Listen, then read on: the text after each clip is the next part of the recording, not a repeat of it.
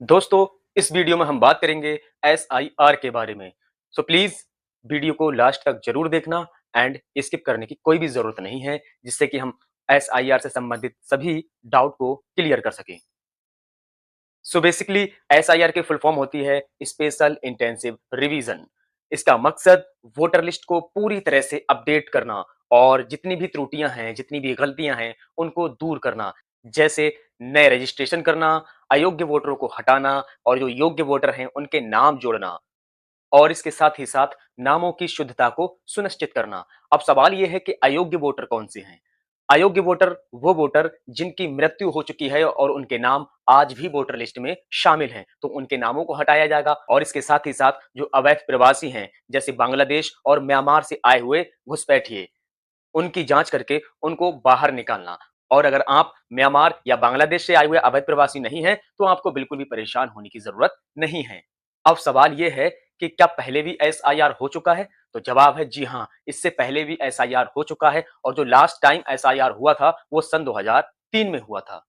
अब बात करते हैं कि अगर हमारा वोटर लिस्ट में नाम नहीं है तो हमें क्या करना होगा, और अगर है और उस वोटर लिस्ट से हमारा नाम नहीं कटे, इसके लिए हमारे लिए इंपॉर्टेंट कौन कौन से पेपर हैं, कौन से पेपर वैलिड हैं, कौन से पेपर इनवैलिड हैं।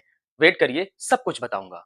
अगर 31 दिसंबर 2002 से पहले की वोटर लिस्ट में आपका नाम है, तो आपको किसी भी डॉक्यूमेंट्स की जरूरत नहीं है। बस आपको करना यह है कि वोटर लिस्ट का क्रम संख्या आपको बीएलओ से आपको दर्ज कराना है और अपनी एक वोटर आईडी कार्ड प्रस्तुत करना है।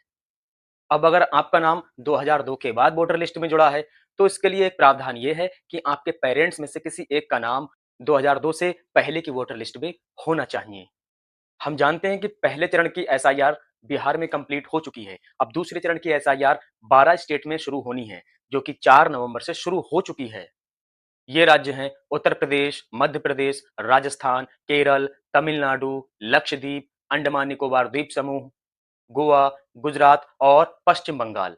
इन राज्यों में ये 4 नवंबर से शुरू होकर 4 दिसंबर तक कंप्लीट कर ली जाएगी, जिसकी पहली लिस्ट 9 दिसंबर को चुनाव आयोग के द्वारा जारी कर दी जाएगी और इसकी फाइनल लिस्ट 7 फरवरी सन 2026 को कंप्लीट तौर पर जारी कर दी जाएगी। उम्मीद है आपको ये इन्फॉर्मेशन समझ आई होगी और ये इन्फॉर्मेशन आपको ज्यादा से ज्यादा लोगों को शेयर करनी है, जिससे कि एक र्यूमर और जो एक डर का माहौल लोगों में फैला हुआ है वो कम से कम कर सकें। जय हिंद।